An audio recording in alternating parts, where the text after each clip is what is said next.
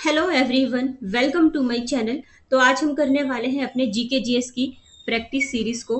तो स्टार्ट कर लेते हैं अपने इम्पोर्टेंट क्वेश्चन आंसर से। तो देखो, फर्स्ट क्वेश्चन है हमारा, question number one. Who takes the salute during the Republic day parade at New Delhi.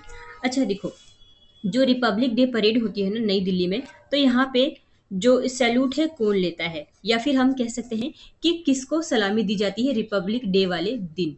ठीक है। तो देखो, जब ये परेड होती है ना, तो बेसिकली ना इसमें जो प्रेसिडेंट होते हैं ना उनको ही ये सलामी दी जाती है। ठीक है। तो ऑप्शन नंबर सी हमें दिख रहा है, प्रेसिडेंट। ये हमारा करेक्ट आंसर हो जाएगा।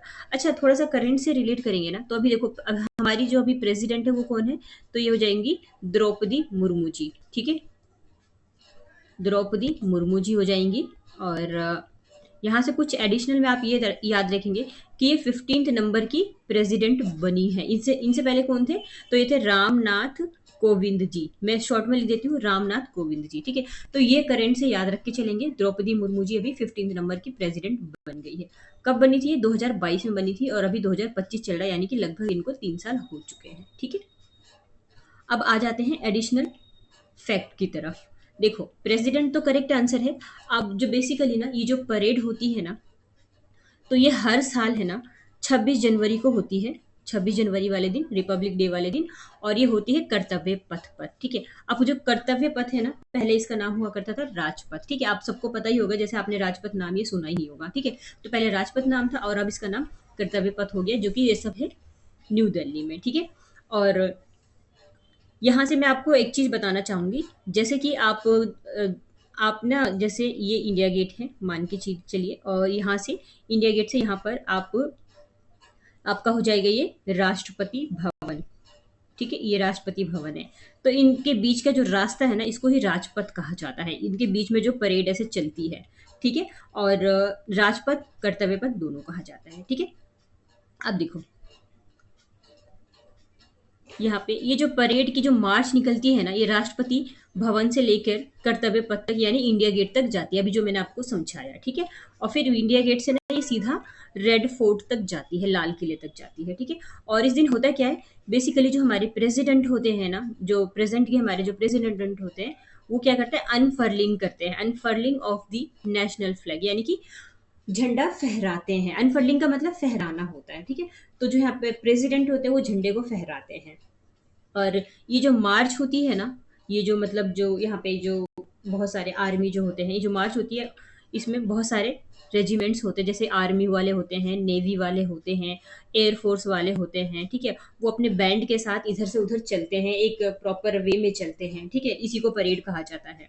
और यहाँ पे क्या होता है कि बेसिकली ना डिफरेंट डिफरेंट स्टेट्स के ना कल्चर वगैरह को यहाँ पे दिखलाया जाता है। अच्छा देखो, यहाँ पे ना एक बीटिंग रिट्रीट सेरेमनी भी होती है। बीटिंग रिट्रीट सेरेमनी इंपॉर्टेंट है आपके लिए, वेरी इंपॉर्टेंट मैं कह सकती हूँ, इंपॉर्टेंट नहीं, very important, very very important. ठीक है। तो बेसिकली होता क्या है कि ना एक बीटिंग रिट्रीट रिट्रीट सेरेमनी होती है, जो ये बतलाता है कि हाँ, अब परेड का अंत हो गया है। और बेसिकली ये जो परेड होती है 3 दिन तक चलती है। ठीक है। तो ये सारे याद रखेंगे आप, यहाँ से जितने भी मैंने आपको बताए हैं, एक एक लाइन से एक एक क्वेश्चन बन सकता है आपके एग्जाम के लिए। ठीक है। अच्छा, मैं एडिशनल में ना कुछ और भी आपको बताना चाहती हूँ, इसलिए मैं इसको यहाँ पे रिलेट करके आपको बताती हूँ। देखो, मैं एक टर्म यूज कर रही हूँ यहाँ पे, छोटा सा लिख के, किंग्स वे। उसके बाद ये है हमारा ये राजपथ। मैं आपको कुछ समझाना चाहती हूँ। ठीक है। ये एकदम से देखो ठीक से नहीं हो रहा, राजपथ। ठीक है।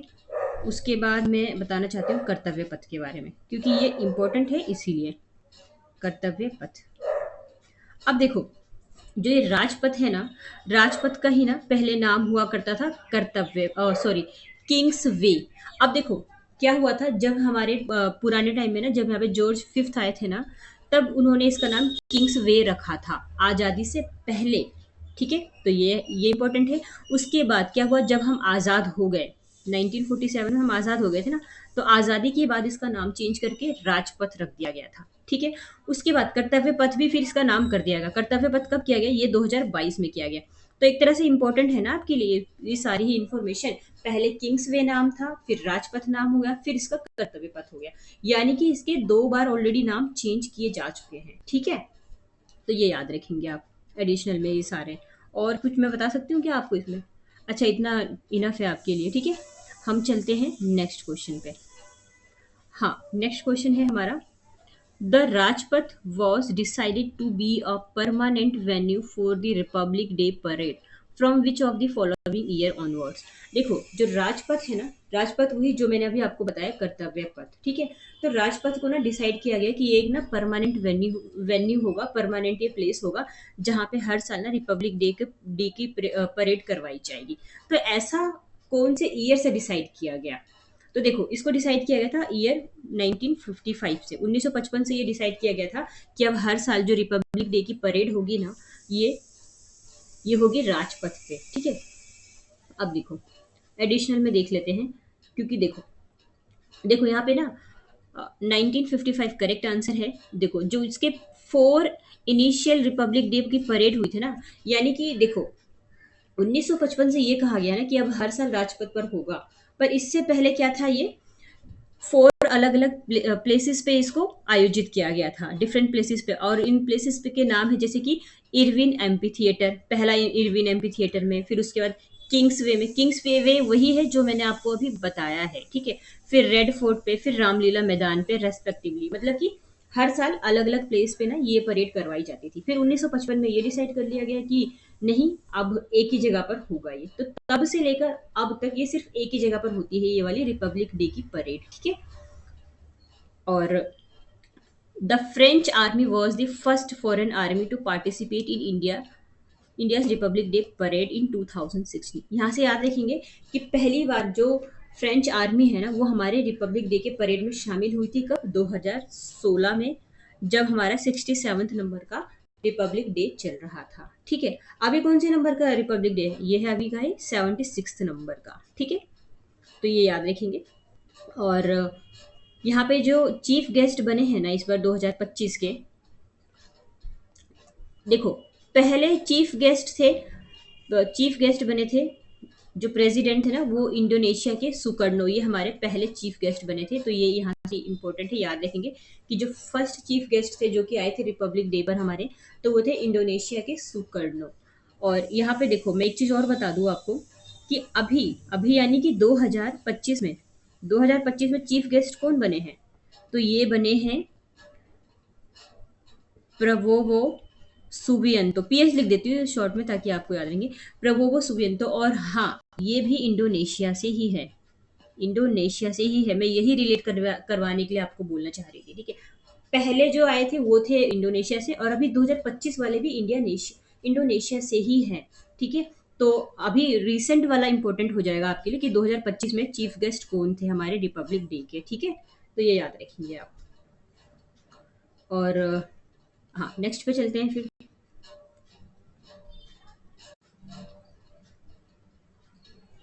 हाँ, तो नेक्स्ट क्वेश्चन है, who among the following singers became the first Indian folk artist to attend the Cannes film festival 2022? देखो, पहले ऐसे सिंगर जिन्हों अ, पहले ऐसे सिंगर जो कि फर्स्ट इंडियन फोक आर्टिस्ट बन गए हैं कैंस फिल्म फेस्टिवल को अटेंड करने वाले, तो ऐसे पहले सिंगर कौन थे? तो देखो, करेक्ट जो आंसर होगा ना, ये हो जाएगा हमारा मामे खान। इंपॉर्टेंट क्वेश्चन है, और देखो 2023 का ही क्वेश्चन है ये, ठीक है? क्योंकि कैंस फिल्म फेस्टिवल में जाना ये कोई छोटी बात नहीं होती है। तो ये मामे खान हमारा करेक्ट आंसर हो जाएगा। मामे खान बेसिकली ना ये क्या है, एक सिंगर है, ठीक है? याद रखेंगे, एक सिंगर है ये, और ये बिलोंग करते हैं राजस्थान से, ठीक है? ये एक इंडियन राजस्थानी फोक सिंगर है, और ये जाने जाते हैं अपने सूफी और फोक म्यूजिक परफॉर्मेंस के लिए, ठीक है? याद रखेंगे मामे खान का जो स्टेट, ये स्टेट याद रखेंगे राजस्थान है, ठीक है? अच्छा, अब देखो, कैंस फिल्म फेस्टिवल, जिसको फेस्टिवल दी कैंस भी कहा जाता है, ये बेसिकली ना फ्रांस में होता है हर साल, ठीक है? फ्रांस में हर साल होता है। पहली बार ये हेल्ड किया गया था 1946 में, ठीक है? और अभी बीच में भी तो हुआ था ना कैंस फिल्म फेस्टिवल, जिसमें बहुत सारे एक्ट्रेसेस वगैरह आई थी, है ना? बेसिकली इसमें क्या होता है, जो भी न्यू जनरेशन के लोग हैं उनको फिल्म वगैरह के उसमें आगे बढ़ाने के लिए, है ना, ये आयोजित किया जाता है। जैसे कि एक अभी वो भी तो थी, जो कपड़े वगैरह सिलती है, क्या बोलते हैं, क्या नाम है उनका, नैन्सी त्यागी, वो भी तो आई थी ना इस बार, है ना? तो बेसिकली यहाँ पे न्यू कमर्स जो होते हैं ना, उनको थोड़ा सा एक अच्छा मौका मिल जाता है, ठीक है? तो कैंस फिल्म फेस्टिवल का ये जो थोड़ा सा मैंने इंपॉर्टेंट बताई, याद रखेंगे। नेक्स्ट पे चलते हैं। नेक्स्ट क्वेश्चन है, Reni village in Garhwal was known for what environmental movement in 1970s। देखो 1970s में ना एक इन्वायरमेंटल को लेकर मूवमेंट हुआ था, और यहाँ पे एक विलेज का नाम भी है, रैनी विलेज गढ़वाल का। 1970 का अगर आपने सही से पढ़ा होगा तो आपको पता होगा, यहाँ पे बेसिकली बात हो रही है चिपको मूवमेंट की, चिपको आंदोलन की। चिपको आंदोलन जहाँ पे लोगों मतलब जब पेड़ वगैरह को काटा जा रहा था, कुछ वहाँ पे नया इंफ्रास्ट्रक्चर वगैरह को बिल्ड करने के लिए, तब क्या हुआ था, लोग जो है ना वहाँ पे पेड़ों से चिपक गए थे, ठीक है? और उन्होंने ये कहा था कि पेड़ को काटने से पहले आपको हमें काटना पड़ेगा। तब से ही इसका नाम पड़ गया चिपको मूवमेंट, ठीक है? चिपको आंदोलन 1970, ठीक है? तो ये याद रखेंगे। और बेसिकली जो इनका इसका जो श्रेय जाता है ना, ये जाता है सुंदरलाल बहुगुणा को। हालांकि आज ये नहीं है, ये इनकी डेथ हो गई है 2021 में ही, ठीक है? सुंदरलाल बहुगुणा की 2021 में ही डेथ हो गई, अभी वो नहीं है। बट देखा जाए ना तो इन्होंने ना इस मूवमेंट को ना एक प्रॉपर डायरेक्शन देने के लिए बहुत ही ज़्यादा स्ट्रगल, बहुत ही ज़्यादा मेहनत की थी। और इनकी मैं डेथ की अगर मैं बात करूँ ना, तो 2019 में ही ना, 21 में सॉरी, कोविड-19 से ही इनकी डेथ हो गई थी, ठीक है? काफ़ी अच्छे पर्सनैलिटी के ये थे सुंदरलाल बहुगुणा जी, है ना? अब देखो आदर्श में देख लेते हैं, सेव साइलेंट वैली। ये एक सोशल मूवमेंट था, 1973 में लाया गया था, और इसका जो एम था वो था साइलेंट वैली को प्रोटेक्ट करना। साइलेंट वैली कहाँ है ये? केरल में है, शांत घाटी जिसको बोलते हैं, केरल में है। केरल के पलक्कड़ डिस्ट्रिक्ट में है, ठीक है? तो ये साइलेंट वैली भी याद रखेंगे। अब in the early 90s the jungle बचाओ आंदोलन, सिंहभूम डिस्ट्रिक्ट झारखंड। अब देखो जंगल बचाओ आंदोलन ये झारखंड का हो जाएगा, है ना? और साइलेंट वैली केरल का हो जाएगा। और चिपको मूवमेंट ये हो जाएगा हमारा उत्तराखंड का। और एक एपिको मूवमेंट है, ये हमारा हो जाएगा कर्नाटक का। एपिको मूवमेंट और साथ में चिपको आंदोलन दोनों का थोड़ा सा सेम ही है, बट नाम अलग है, ठीक है? तो ये याद रखेंगे, ये कर्नाटक से हो जाएगा, ठीक है? तो देखो आप एक ही में कितने सारे, कम से कम आपने 6 से 7 क्वेश्चन यहाँ पे एक्स्ट्रा में डिस्कस किए हैं, 6 से 7, ठीक है? तो नेक्स्ट पे चलते हैं। नेक्स्ट क्वेश्चन है हमारा, देखो, which Indian finance minister was India's first delegate to the world monetary conference at Bretton Woods in 1944।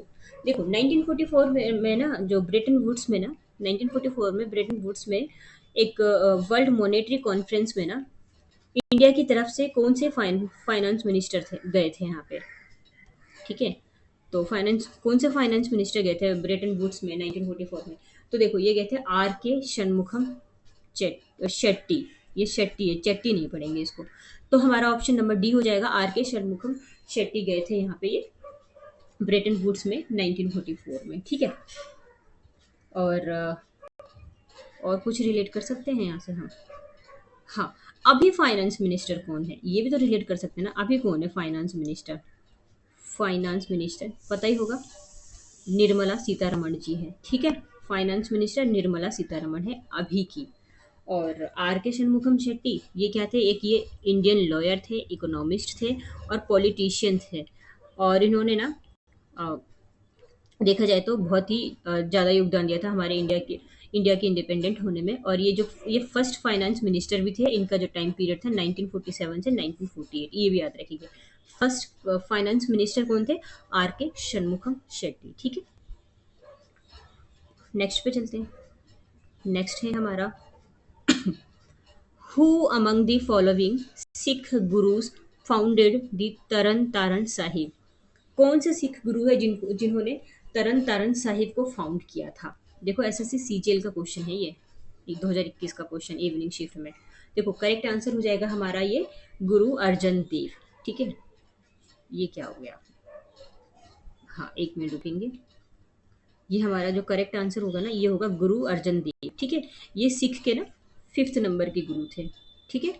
5वें नंबर के गुरु थे सिखों के, तो ये याद रखेंगे। और तरन तारण बेसिकली ये है क्या? तो ना ये एक प्लेस है, ये एक प्लेस है पंजाब में, ठीक है? पंजाब का एक पैलेस है। और देखो, गुरु अर्जन सिंह करेक्ट आंसर है। ये फिफ्थ गुरु थे, सिख गुरु थे, और फाउंड किया था इन्होंने ही। पंजाब में है ये, 1596 में फाउंड किया था इन्होंने। ठीक है, नेक्स्ट पे चलते हैं।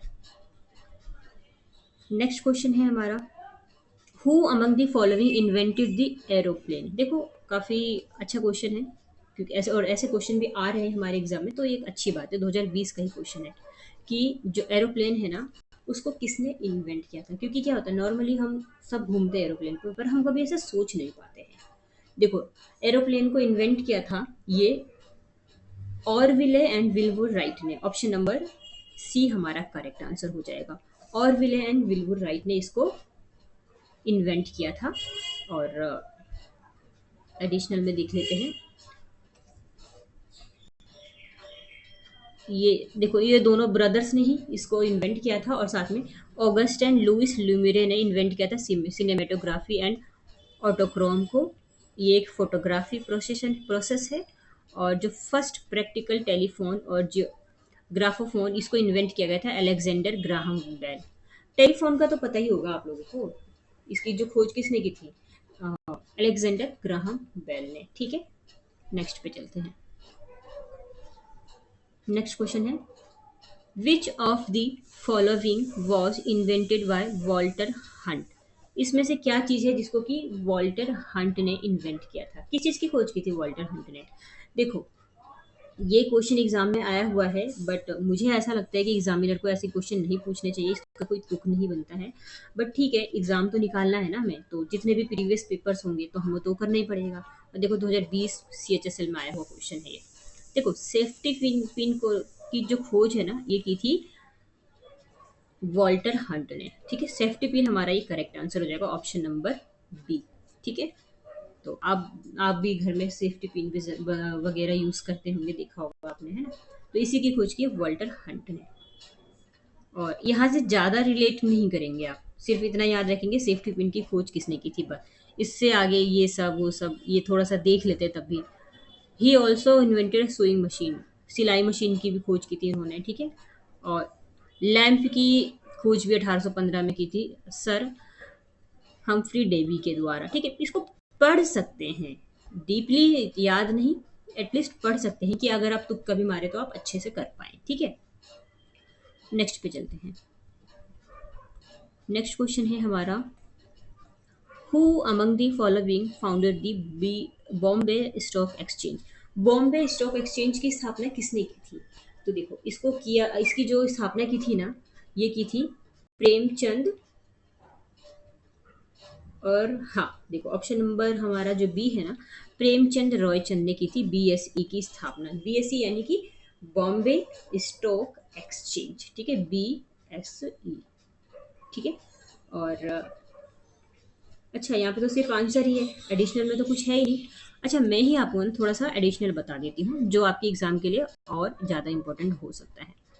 ठीक है, अब BSE से पहला याद रखेंगे इसकी फुल फॉर्म।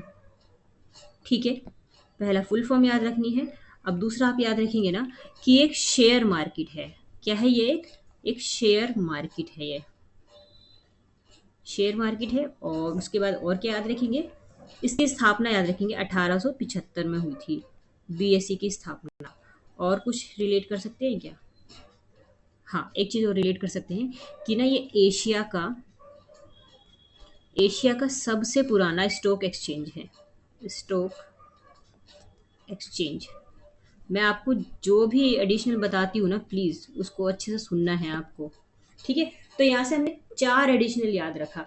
पहला BSE की फुल फॉर्म, दूसरा ये शेयर मार्केट है, तीसरा इसकी स्थापना 1875 में हुई थी, और चौथा ये एशिया का सबसे पुराना स्टॉक एक्सचेंज है। ठीक है, नेक्स्ट पे चलते हैं।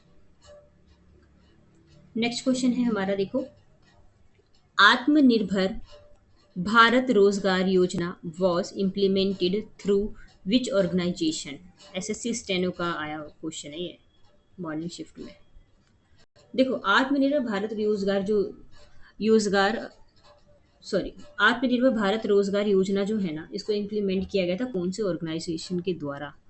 तो देखो, इसका जो करेक्ट आंसर होगा ना, हाँ, ऑप्शन नंबर सी होगा EPFO। Employee provident fund organisation, EPO form short में बोल सकते हैं ना इसको, ईपीएफओ। ठीक है, ये हमारा करेक्ट आंसर है। अब देखो यहाँ से और क्या याद रखना है। हाँ, आत्मनिर्भर भारत रोजगार योजना जो है ना, इसको लाया गया है 2020 में लाया गया था। ठीक है, और बेसिकली ना इसको लाया गया था जैसे कोविड 19 के बाद जॉब वगैरह में बहुत कमी हो गई थी ना, तो यही था कि 2020 में लाया गया ताकि जो लोगों को रोजगार मिल सके और रोजगार के अवसर पैदा हो सके, यानी कि रोजगार को सीधा सीधा बढ़ावा मिल सके। इतना याद रखेंगे आप यहाँ से, इसको लाने का पर्पस ही यही था। ठीक है, आत्मनिर्भर भारत रोजगार योजना को लाने का। ठीक है, और ठीक है, इतना तो इनफ है। नेक्स्ट पे चलते हैं। हाँ, तो देखो इस क्वेश्चन को स्टार्ट करते हैं। देखो हमें ना यहाँ पे कुछ स्टेटमेंट्स दी हुई है। स्टेटमेंट इसमें स्टेटमेंट नंबर 1, 2, 3 क्या है इसमें, consider the following statements and choose the correct statement from the following. ठीक है, देखो उड़ान स्कीम की बात हो रही है। The Udaan scheme has completed 5 years since its implementation in 2017। देखो उड़ान स्कीम के टोटल 5 साल कंप्लीट हो गए हैं और इसको लाया गया था 2017 में। तो क्या ये करेक्ट है? देखो उड़ान के बारे में थोड़ा सा मैं आपको बता दूं। उड़ान की फुल फॉर्म होती है उड़े देश का आम नागरिक। ठीक है, तो इसको 2017 में लाया गया, तो ये बात बिल्कुल करेक्ट है, यानी कि हमारा जो ऑप्शन नहीं, स्टेटमेंट नंबर हमारा जो 1 है ना, वो करेक्ट हो जाएगा। ठीक है, तो करेक्ट लगा दूँ मैं ऑप्शन नंबर 1 पे। ये पहला करेक्ट है हमारा। It is the flagship scheme of ministry of science and technology. ये जो स्कीम है इसको लाया गया है ministry of science and technology के द्वारा। देखो ये बिल्कुल गलत है, ministry of science and technology के द्वारा नहीं लाया गया, इसको लाया गया था मिनिस्ट्री ऑफ सिविल एविएशन के द्वारा। Civil aviation, civil aviation. अब देखो यहाँ से नाम से भी तो थोड़ा सा हमें आइडिया लग सकता है ना, उड़ान में ही आ रहा उड़ने का सेंस, तो सिविल एविएशन मिनिस्ट्री ही लाएगी ना इसको। और साइंस एंड टेक्नोलॉजी मिनिस्ट्री एक गलत आंसर हो जाएगा, यानी कि पहला तो ठीक है और दूसरा गलत है। तो देखो किस तरह से हम ऑप्शन एलिमिनेट करेंगे। हमारा दूसरा गलत है ना, तो देखो दूसरा इसमें नजर आ रहा है, यानी कि ये गलत हो जाएगा। दूसरा और किसी में नजर आ रहा है, इसमें नजर आ रहा है, यानी कि ये गलत हो जाएगा। अब हमारे लिए आसान है करेक्ट ऑप्शन तक जाना। या तो हमारा ऑप्शन ए करेक्ट होगा या तो हमारा ऑप्शन डी करेक्ट होगा, है ना। तो दो में चूज कर पाना इजी है, और साथ में दो में से अगर हम कई बार तुक्का भी लगाए ना, तो हमारा पास पता है कि या तो सही होगा या तो गलत होगा, है ना। तो दो में तुक्का लगाना भी आसान होता है। अब पहला तो हमने देख लिया, पहला तो करेक्ट ही है। अब आ जाते हैं तीसरे पे आ जाते हैं। The airport authority of India is the implementing agency of this scheme. इस स्कीम की इम्प्लीमेंटिंग एजेंसी क्या कौन सी, ये है एयरपोर्ट अथॉरिटी ऑफ इंडिया। तो हाँ देखो ऑप्शन नंबर 3 भी करेक्ट है ये हमारा।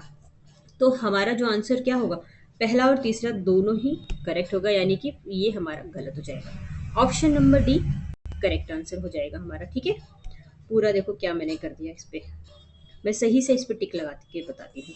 ऑप्शन नंबर डी हमारा एक करेक्ट आंसर है। ऑप्शन स्टेटमेंट 1 और 3 ये दोनों ही सही है। और हाँ 2024 का ही क्वेश्चन है, ज़्यादा पुराना नहीं है और सीजीएल में आया हुआ है। और देख लो अभी आप सीजीएल के एग्जाम सर पर ही हैं।